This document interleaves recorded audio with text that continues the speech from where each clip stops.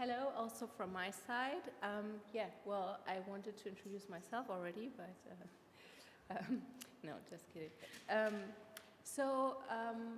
going to talk to you about as David said, a 3-year project that has actually just ended. So full disclosure, it has ended, but we are still working on it, and we're trying to keep it alive throughout the next couple of years, because there's much more to do, as you will see later. If you want to, you're a very polite audience. I don't see anyone with a laptop, but if you want to, you can also go to opentender.eu and look at the website yourself. Sorry.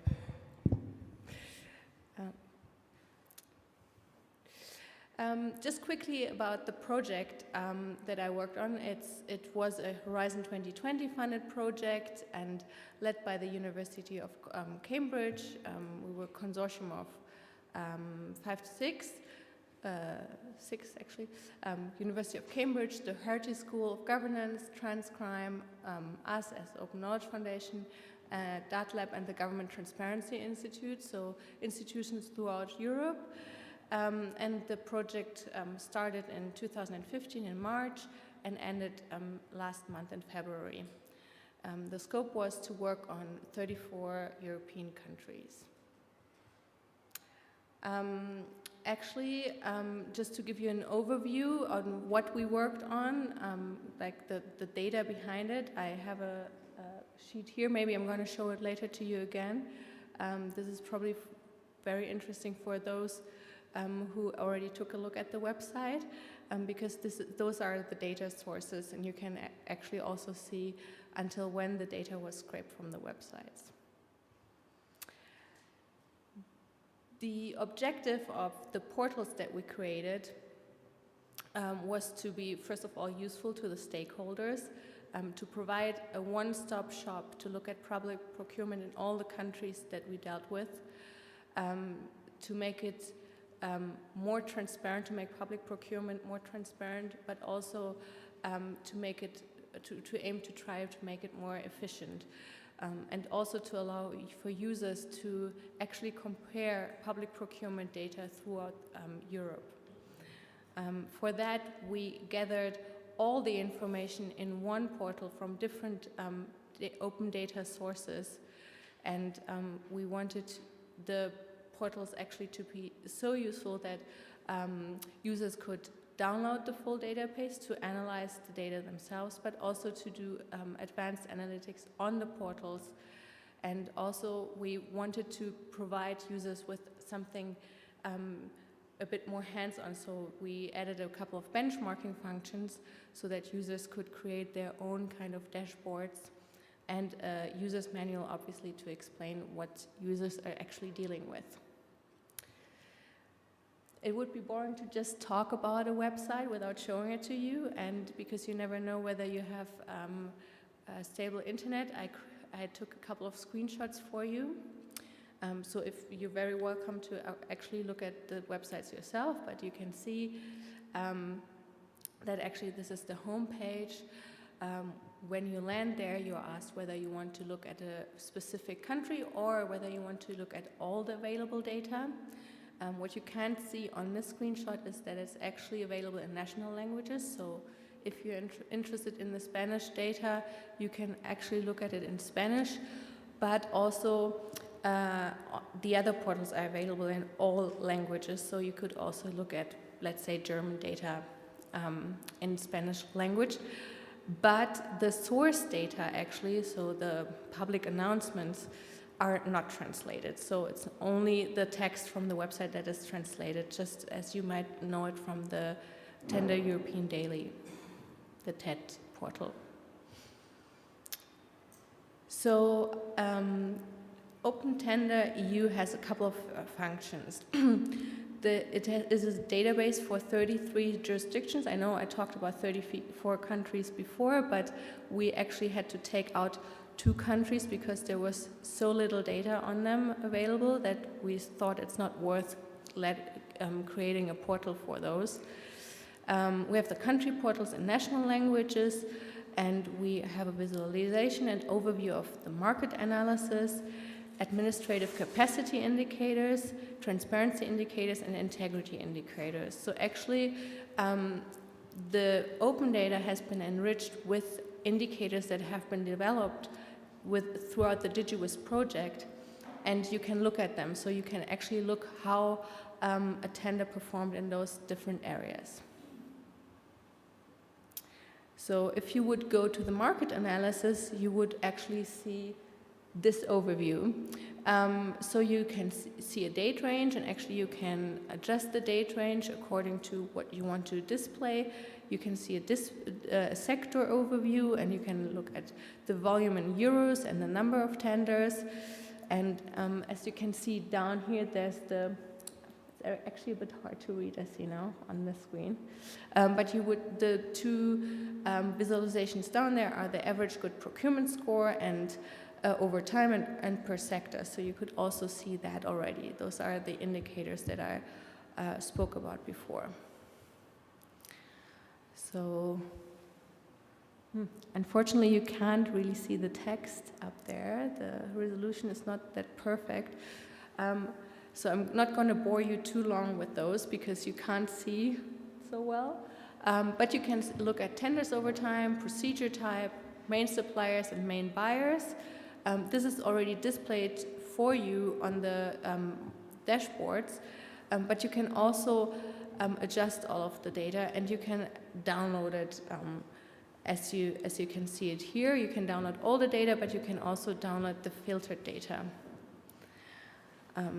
And the same goes for the administrative capacity indicators. If you go to those sub-pages, you can visualize them there. And you can also create filters, and you can adjust weights to the scores. And same goes for transparency indicators and also the integrity indicators.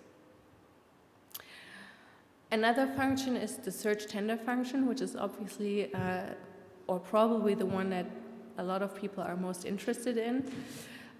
Here you can also add filters. You can obviously search by buyer, supplier, or a tender title.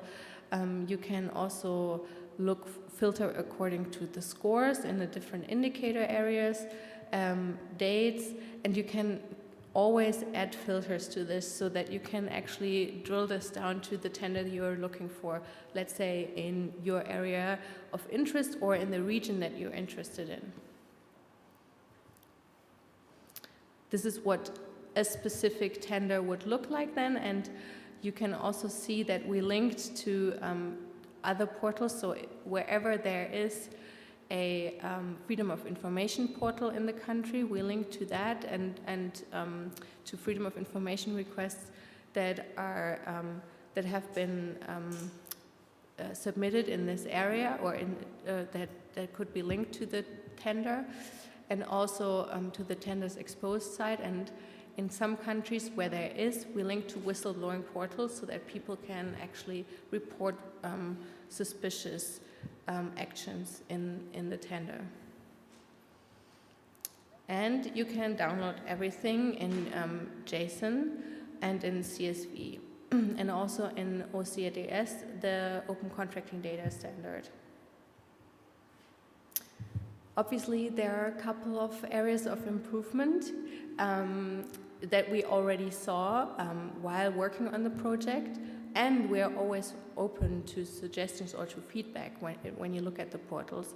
So, for instance, when dealing with the data, it was really hard for us to actually identify organizations because they don't have unique organizational identifiers, which means that if you look at, for instance, bigger organizations or companies like Siemens, just an example, you would find different Siemens or different companies under the name Siemens, but you will never be sure whether it's the same company, sorry.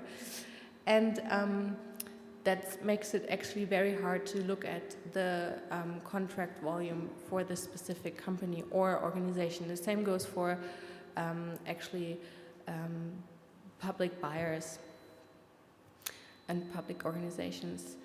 And And another area that is actually kind of challenging is the cleaning of the contract values. I mean, this is, since this is open data and we're dealing with open sometimes open fields, there are sometimes human errors in this, so we would see that there's a wrong contract value in the original data, and it's very hard for us to then clean this data. Same goes for the duplication of TED and national data. As you can see, sometimes we're working on this, but sometimes it's difficult to not duplicate this. And to collect data from new portals. So we're trying to keep on working on this. Since the project has ended now, this has come kind of to like not a still stand, but we're working less on this, but we're trying to actually extend the project in the coming years. And the portals will be still up and running throughout the next 2 years and also updated. So this is it from my side. If you have any immediate questions, feel free.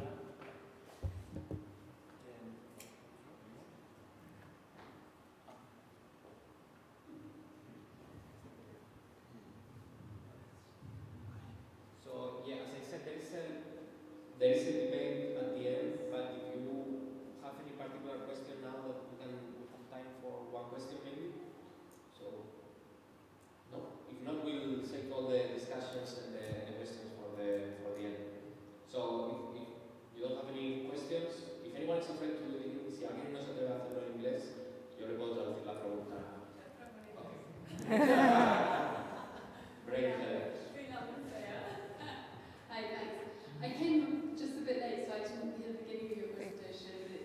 But I've got a specific question about one of the things you mentioned at the end, Mara, which is the unique IDs. Yes.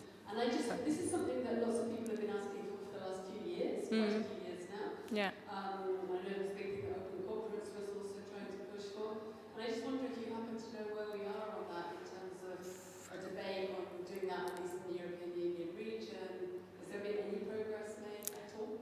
No, I would say no. Matthias would. I'm just asking because not as far as I know, there has not been a lot of progress. I know that some countries have something like an organizational ID. For instance, in Portugal, you would find that they use the VAT or the tax number, which is already good because in their portal you would then see that this is one and the same company. It's obviously, it would be better if you would have an organizational ID that would be the same throughout the EU, because then it's easier to compare. But it's already a start, and I would probably say it's not the worst idea to use the VAT number. But it's obviously a national number then. But so far, I would say there's not much progress. And actually, from my side, I would say that there's not even a lot of progress the last couple of last year or so, but it's kind of like a still stand or something, because I haven't seen anything happening.